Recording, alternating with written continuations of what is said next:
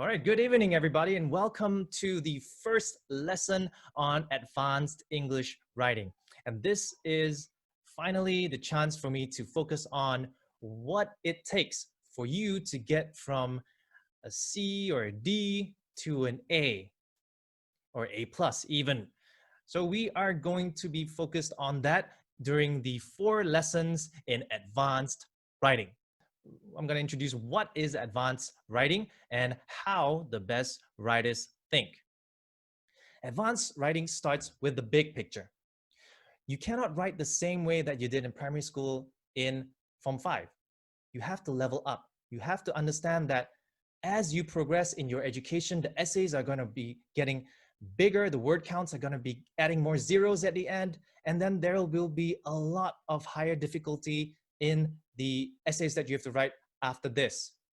So a lot of you probably did really well in primary school writing, no problem. You did really well in lower secondary school in the PT3, no problem, very easy. But when you get to Form 4, when you get to Form 5, you find out that, I'm not growing. I'm stuck at the C, at the D level. Like, what's going on? Why am I not getting the A or the B that I know that I deserve, that I know that I can achieve? Why am I not getting it?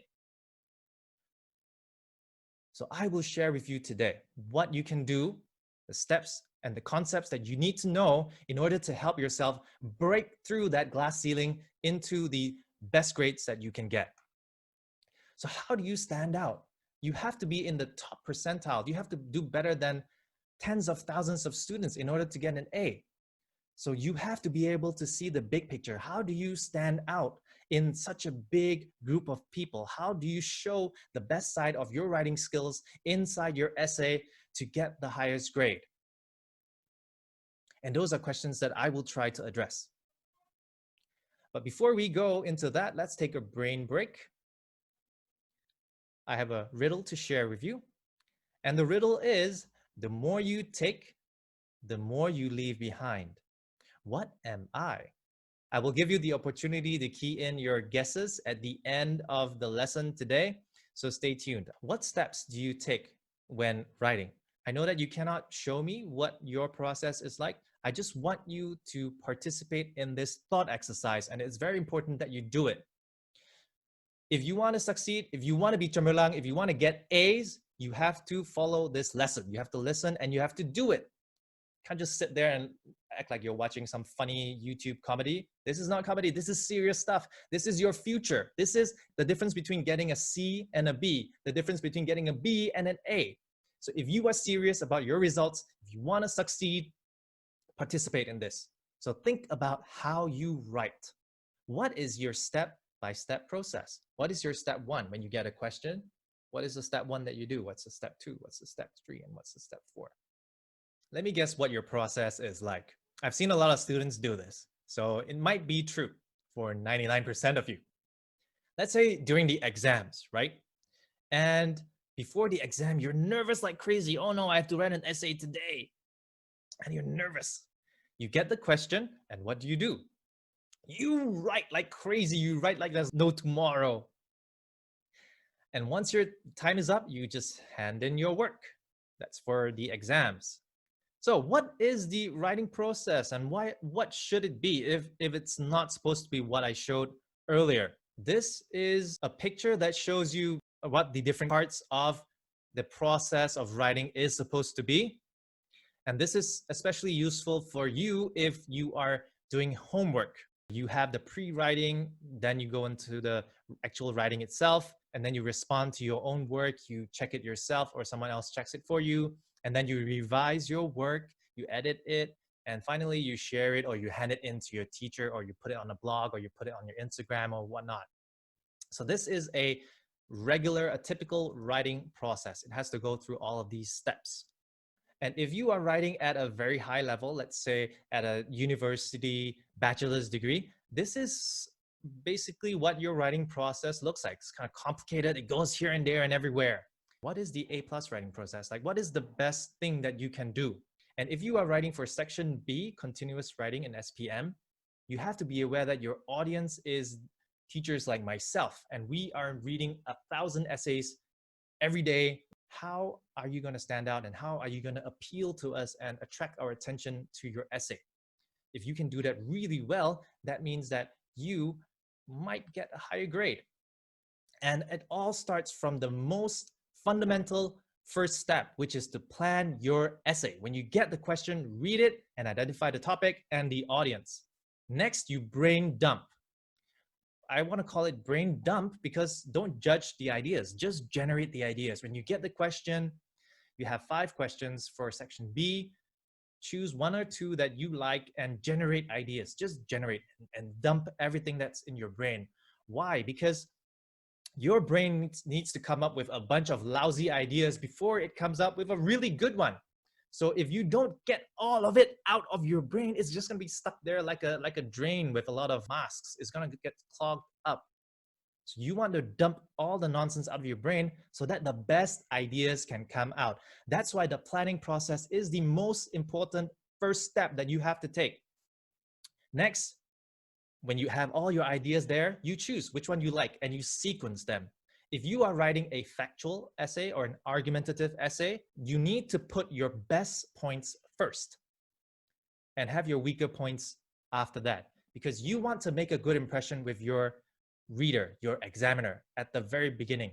If I read your first point and I think, this person hasn't been doing much thinking, then I would have a very bad impression of you from the get-go, which is not good. You want to impress me from the get-go. So put your best points first. If you are writing a story, then you need to sequence like, okay, what happens first and what happens next. After you finish planning, you start your writing. As you are writing, you need to think about these things. Vocabulary. You need to use a bunch of rare words as well as common words. And your grammar has to be 90% accurate. You don't have to write a 100% accurate essay. If it's good, it's good. When examiners look at your essay, they look at the whole. They look at the consistency.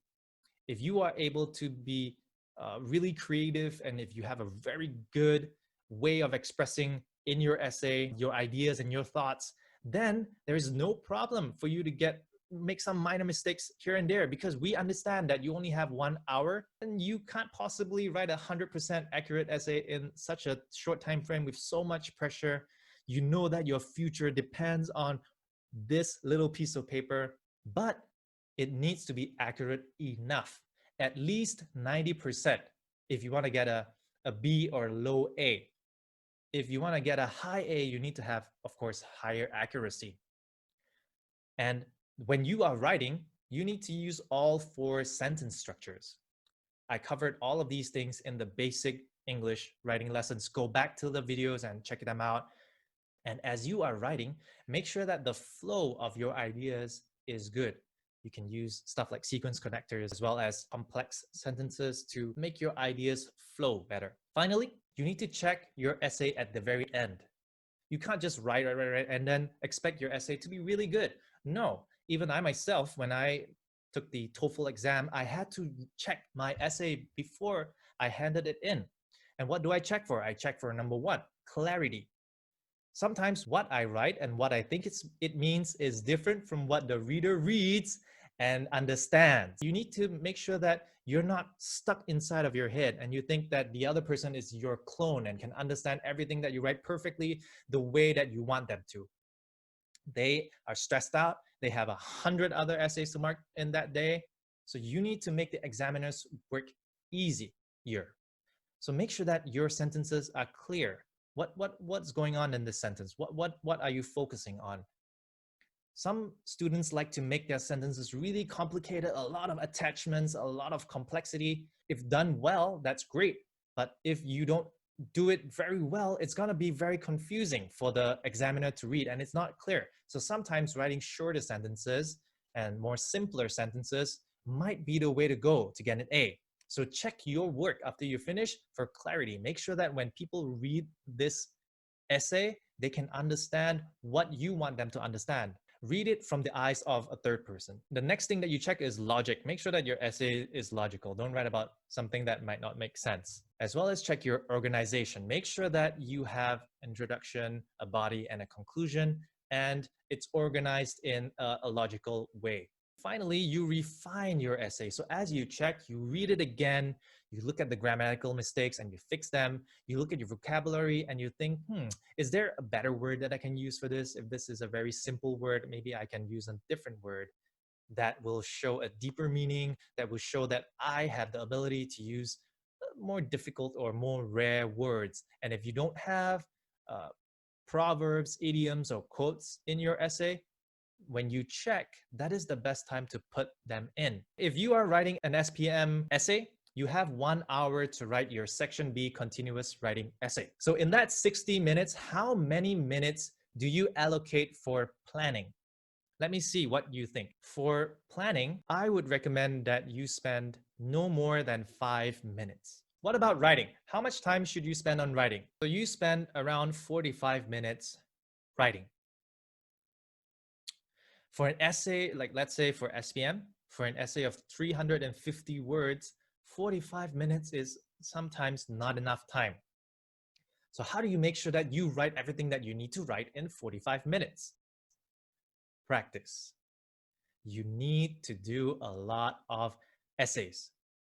The more that you write, the better you write, the higher quality you're writing, and the faster you can write. How many minutes for check? 10 minutes for checking. Can you skip any of these three? If you want to get an A+ essay, you cannot skip any of these steps. Every step has a role to play. I understand that sometimes when you get a tricky question, you need to have a little bit extra time to write. That's fine. You can spend maybe 5 minutes checking and 50 minutes writing.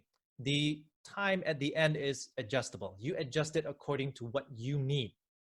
But you only have 1 hour and you need to do all three. So how do you make sure that you achieve all these within the time frame? You have to practice. If you are at primary school and your English is okay, you don't need to practice. You can just write because you only have to write 120 words or 80 words, right? It's not much. PT3. When you get the exam question, oh, you only have to write 180 words. No problem. You can just write. But when it comes to SPM, 350 words, your bachelor's degree, 3,000 words. And sometimes when you get an exam at the university level, on the spot, you have to write 1,000 to 1,500 words. And 5 essays in one test, a 3-hour test. You need to do this. This is something very simple. Your teacher might have shared this with you, but the problem is not many people do it. Consider this. We are what we repeatedly do. Excellence, then, is not an act, but a habit. If you repeatedly go to your exams and you just get your paper and write whatever it is, you don't check, you don't plan, and you end up getting results that you are not happy with, it's not the problem of the test. It's not the problem of your teacher. It's a problem of you, your habit, and what you repeatedly do. If you want to be excellent, if you want to get excellent results, you have to change your habits. You have to take a look in the mirror and ask yourself, am I preparing myself? Am I setting myself up to succeed in whatever it is I want to do in my life? I have shared with you the first step, which is the 3-part process of writing if you want to get an A+.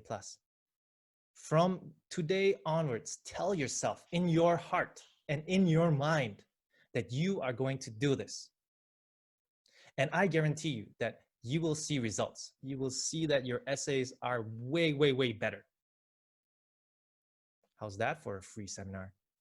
Today, we have learned about basic writing compared to advanced writing. What's the difference? And also the 3 parts of an A+ writing process. You have to plan, you have to write, you have to check. Plan for 5 minutes, write for 45 minutes, and check for 10 minutes. Now, today's riddle.